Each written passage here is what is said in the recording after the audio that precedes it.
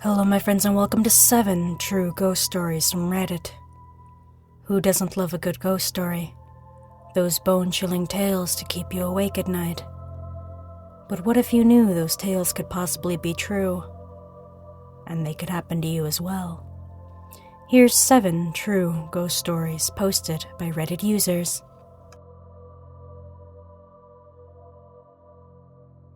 All my life I've been a believer of ghosts, and have experienced a few strange incidents in my life. But last night, I was watching a video on YouTube detailing cursed objects. Listed was a painting known as The Hands Resist Him. Once I laid eyes upon that painting, everything changed. Immediately, I felt an overwhelming cold chill.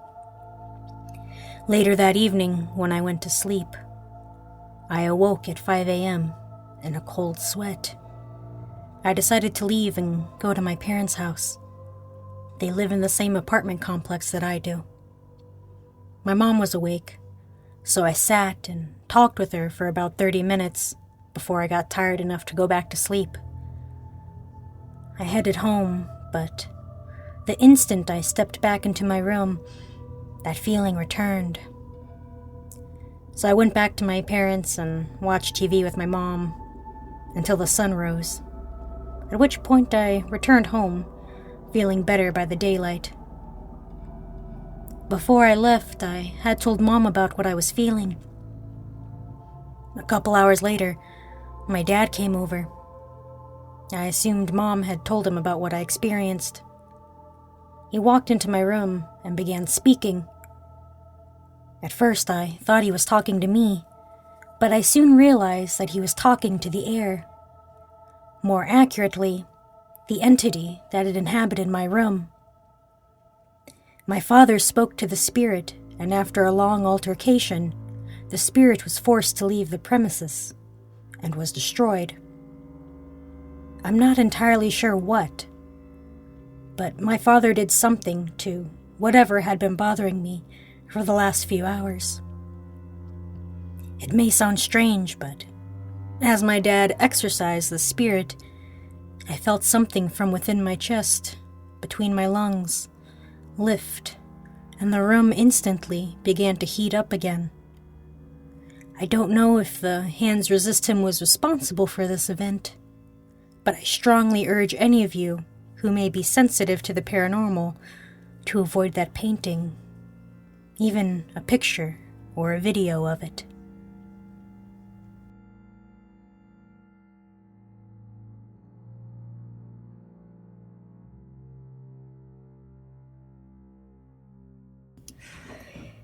Have you ever been to the ancient city of St. Augustine, Florida?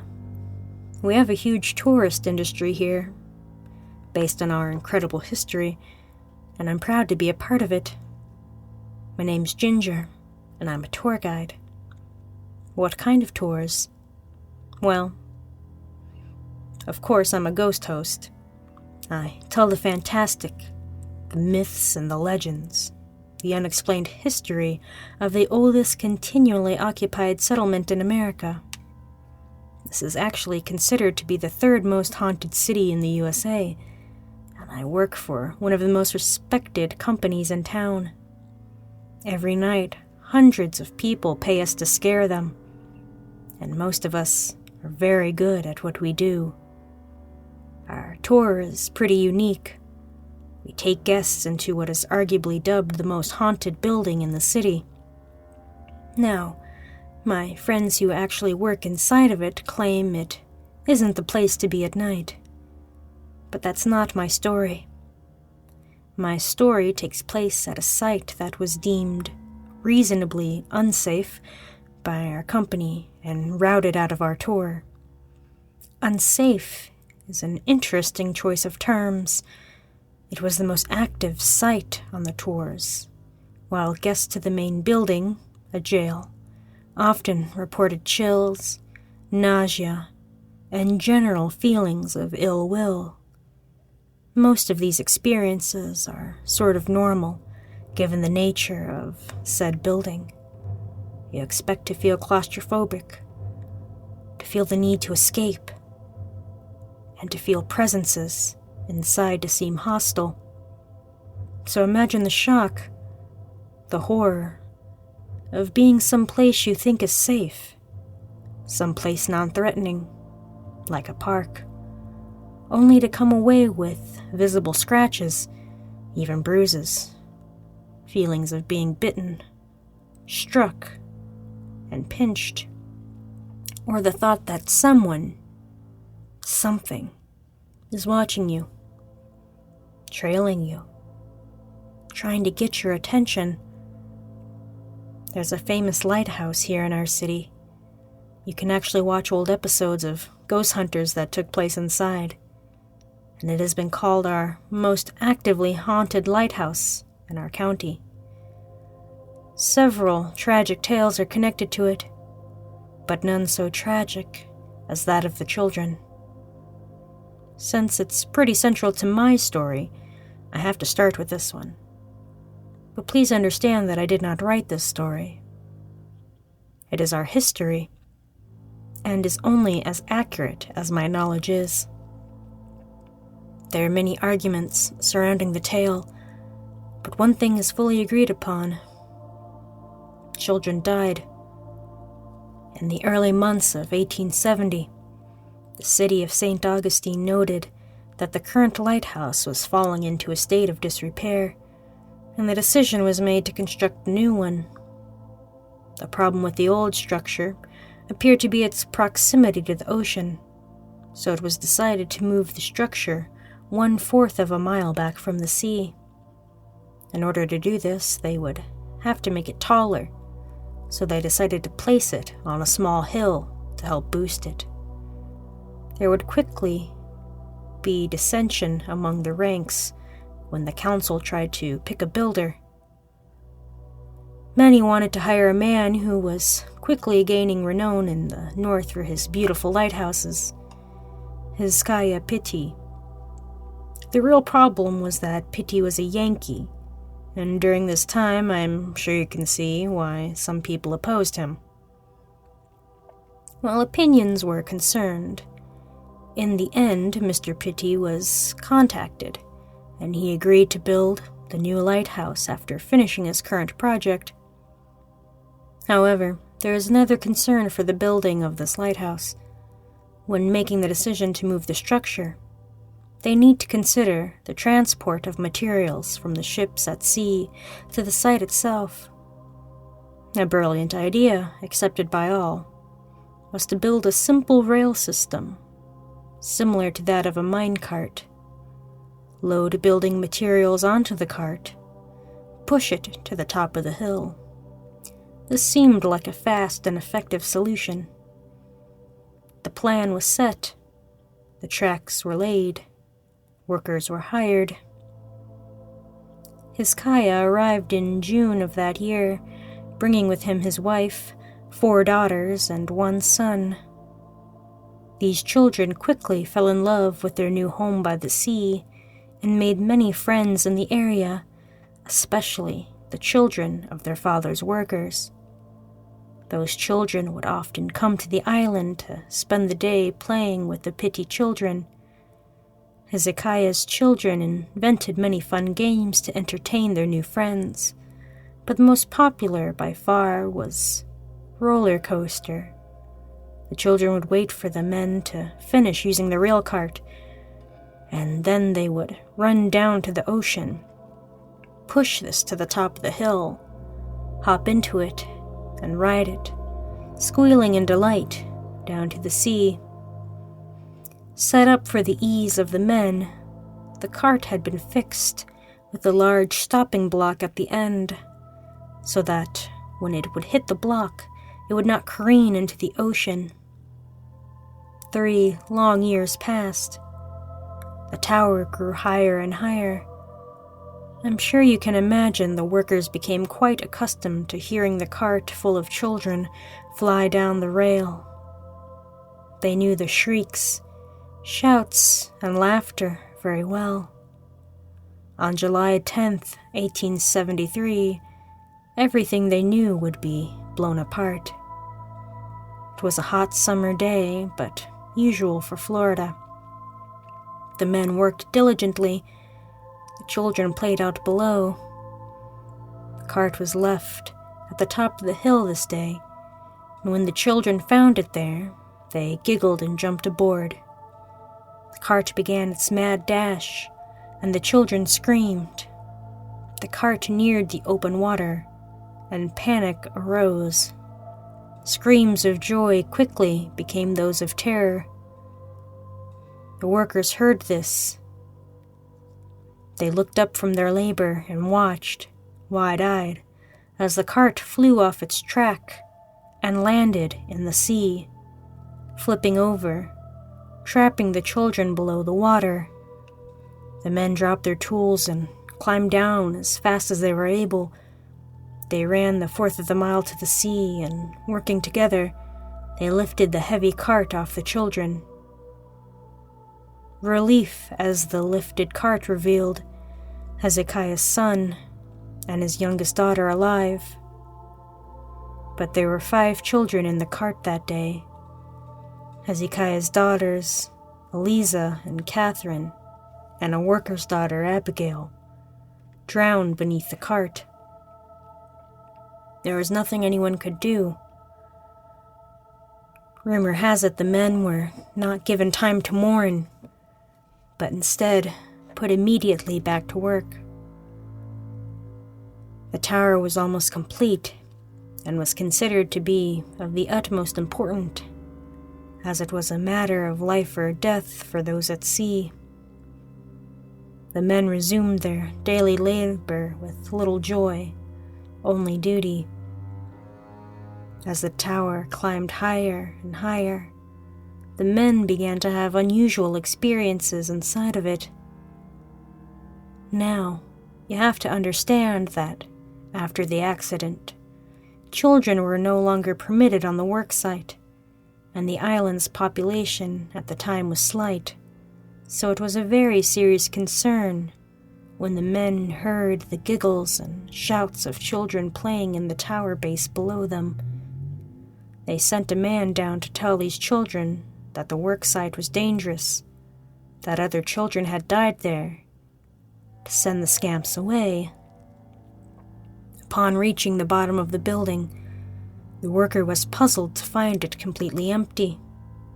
He wandered through, checking rooms and even going outside, but found no one, not a single child, including Hezekiah's, who was safely at home with their mother.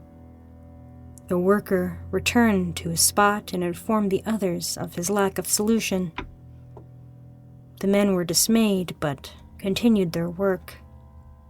The pattern had now been set, and were to continue throughout the remaining year of the building, almost daily. The workers heard the children below.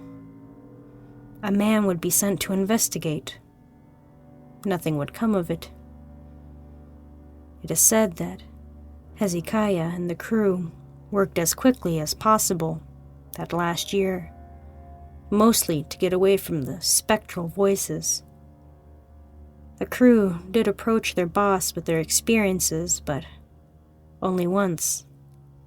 Mr. Pitty met their concern with a sad disdain, shaking his head in disgust and walking away. He didn't believe in spirits, and what could he do about them, at any rate? The tower was finished in 1874, less than a year after the accident. The workers went off to new jobs, and Hezekiah packed up his son and returned north.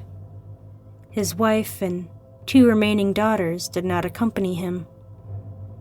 While Mr. Pitty was not a believer, the woman and the family were. Taking jobs as groundskeepers, the women were allowed to stay in their home, where they felt the spirits of the lost girls still lingered. Little is known of the remaining daughters, as name changes are given for ladies. But the wife remained in the family cottage on the grounds until her own death, several years later. This is an embellished version of the story we used to tell our guests when we still went out to the lighthouse park. The lighthouse itself is privately owned, and they actually do their own ghost experience. But this means our guests aren't allowed on the grounds or inside the buildings during the tour. That's okay with me. I mean, who wants to climb 219 steps 3 times a night, right? No. Our tour used to bring the guests to a lovely little park that is directly beneath the lighthouse and the ocean. I'll let that sink in. This park is actually where the tracks for the cart were laid. It's where the cottage the Pitti family once occupied stood. It's where these girls died. My guests would unload into the park, and while it's usually dark, it's not scary. Not yet. The girls can be shy, but there's something about telling their story that brings them out. Most of my coworkers choose to tell the tale in a well-lit picnic area, but not me. I'm dramatic. I'd led them to the darkened playground area in the back. Maybe this choice had some influence on the experience. Hard to say for sure. Many times during the telling of the story, I could look out into my audience and see the growing tension in them. They would take a look of uneasiness and nervously listen to my story. At the end, I would encourage them to venture into the park further, seeking evidence of their own. This started off as a routine part of my night, but as I reached my 3-month mark, things began to happen quite regularly. I'd been told by other hosts that if the girls decide if you're any good at telling the story, their activity will increase. That warning could not have prepared me for what they decided of me. Maybe it was my own fault. My first experience was a bit unusual, but nothing special. A guest had a photo of me. She wanted me to see it, and I was happy to oblige. She showed me the picture on her phone, and in it, next to me, you could clearly see 3 balls of light. Orbs, as they're commonly called, are the most often captured phenomenon in photographs, and most people doubt their validity. I didn't think much of it, to be honest, but I fawned over it as we have been trained, and the rest of the night was uneventful.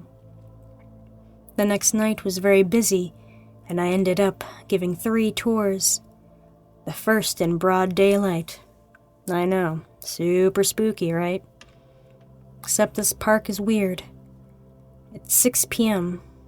There are people grilling and playing tennis, but there are no birds singing. Because there are no birds, there are also no squirrels. And yes, even the little lizards that are everywhere in Florida are missing from this park. As I tell the story, I notice a little boy pointing, so I glance at what he sees. A large black dog pacing around the edge of the park. It's clear the dog wants to come in, but for some reason he can't.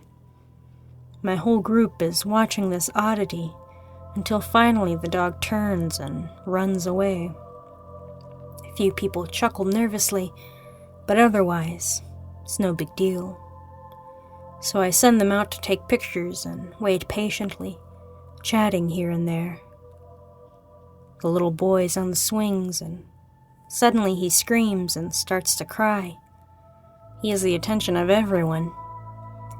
Being an awesome host, I rush over, get down to his level, and ask him what happened.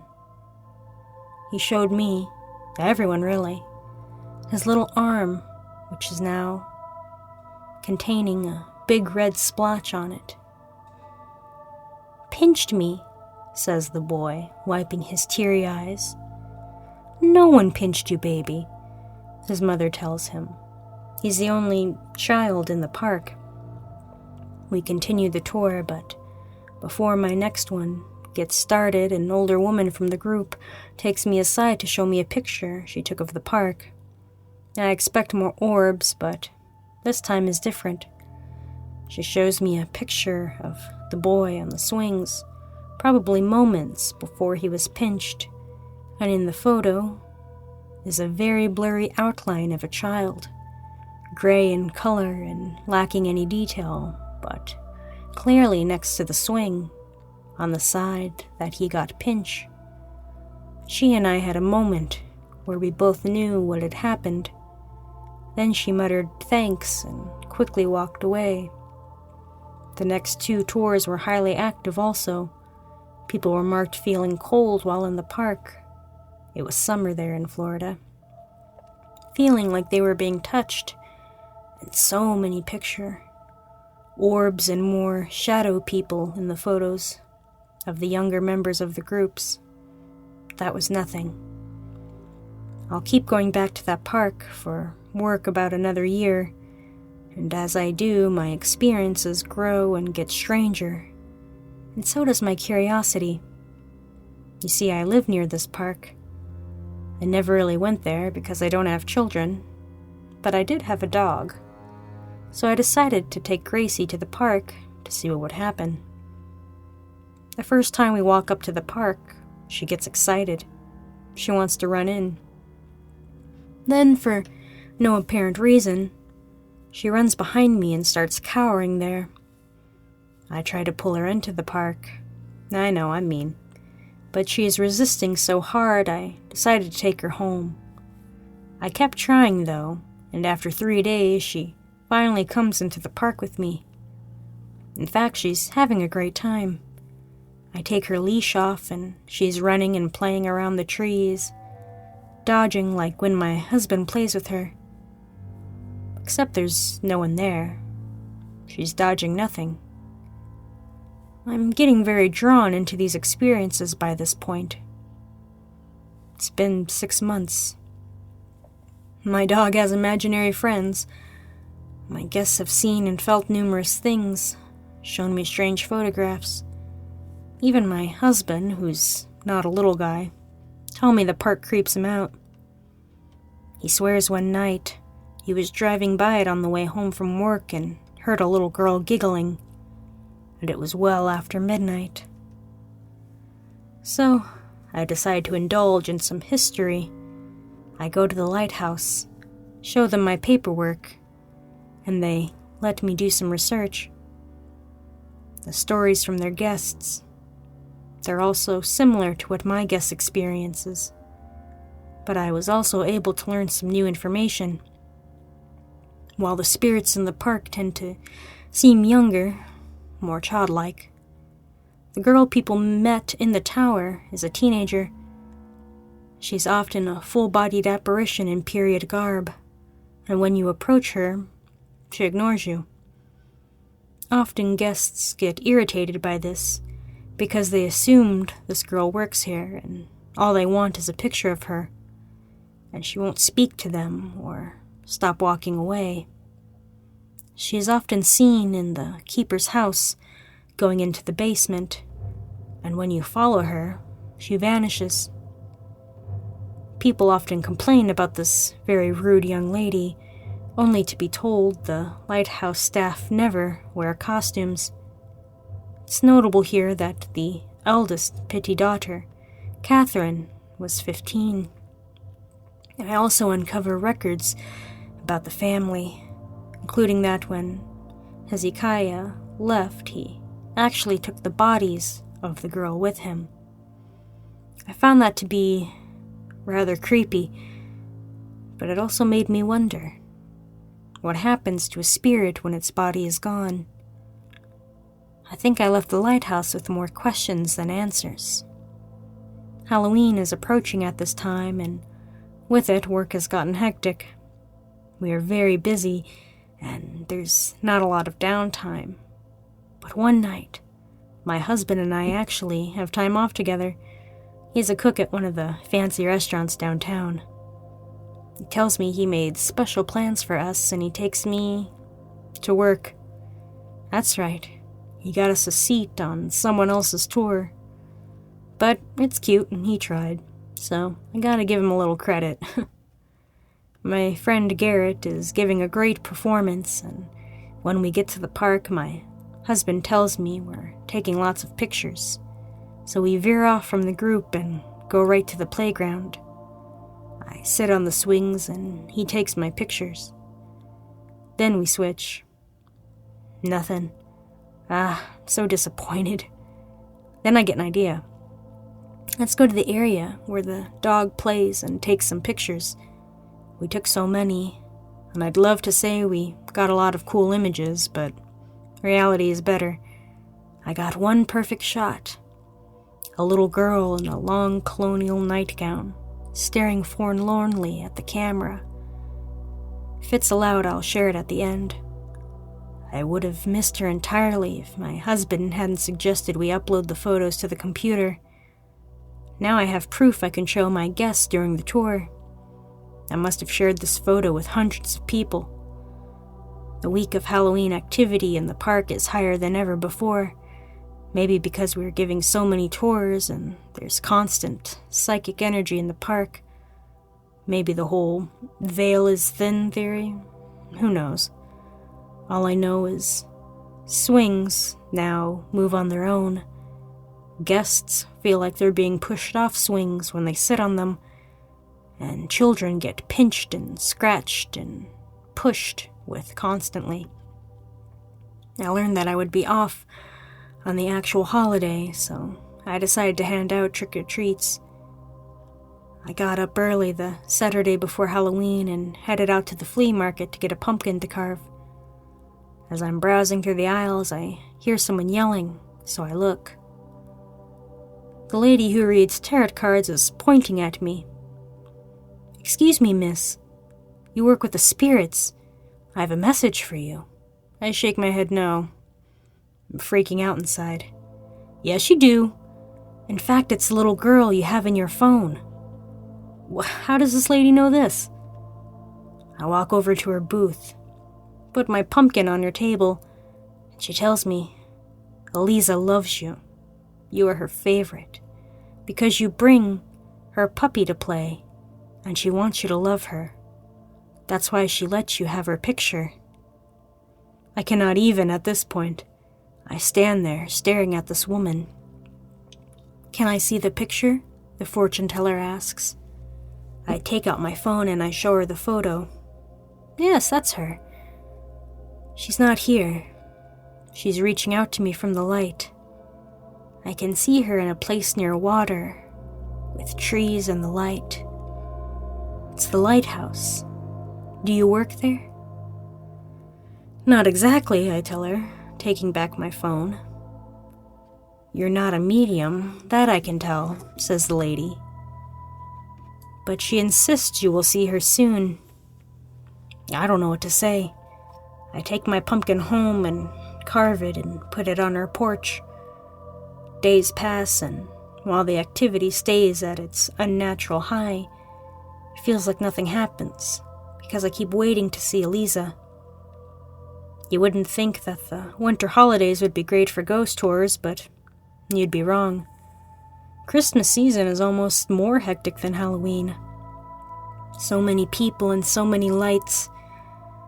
It's beautiful and busy. A week before Christmas, an idea struck me. I went to the dollar store and bought a cheap stuffed teddy bear. I tied a bow around its neck and took it to the park that evening. After my tours, it was very late and the park was deserted. But I had Gracie with me, and people are scared of pit bulls, so I felt safe. I sat down on the swings and told Eliza all about me. I told her that I always wanted a baby, but for some reason I couldn't have one.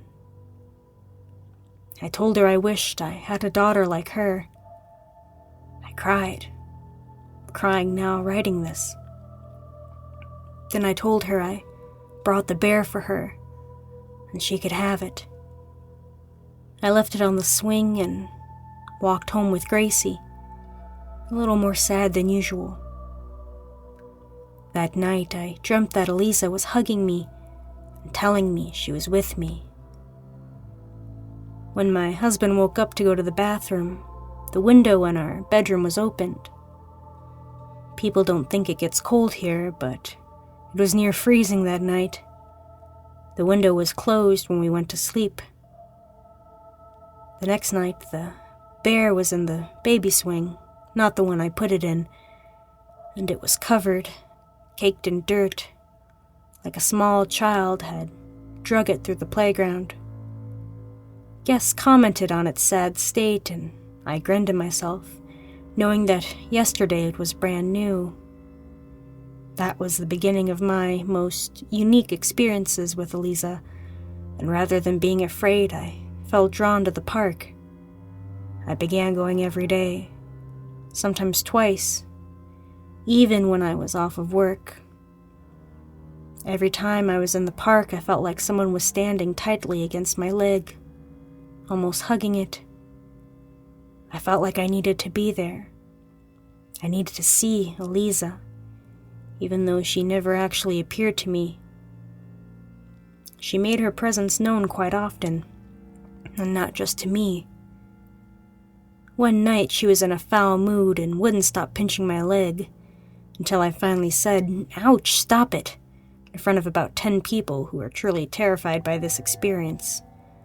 But nothing topped the night she decided it would be funny to show off for my guests by pulling my skirt way out from my body. When I saw someone staring, I looked too and I scolded her, "Stop that!" and my skirt dropped. The guests backed away from me. The news came that we were changing scripts and the lighthouse was unsafe for our guests. We'd be starting a new route next month, in time for the summer. It's hard to relearn a job you've been doing for a year, but we all managed. The last night I went to the park, I announced to the guests that it would be the last time we brought people here and shared many of my best experiences with them. It felt very sad to me, but even though I haven't been to the park for work in about 6 months, I still go there with Gracie every chance I get. I don't know what happened, but about 6 weeks ago something changed. Gracie doesn't play with Eliza anymore. I never feel her with me either. It makes me truly sad that I never got to see her. My husband wants me to quit my job, and maybe I should. I'm finally pregnant.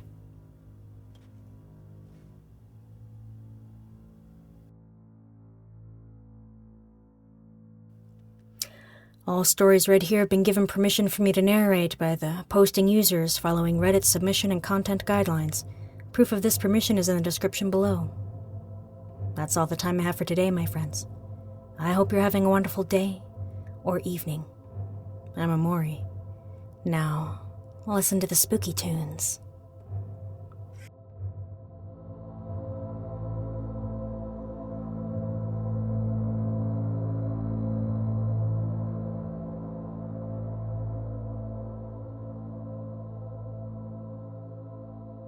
Of ghosts and have experienced a few strange incidences. Incidences?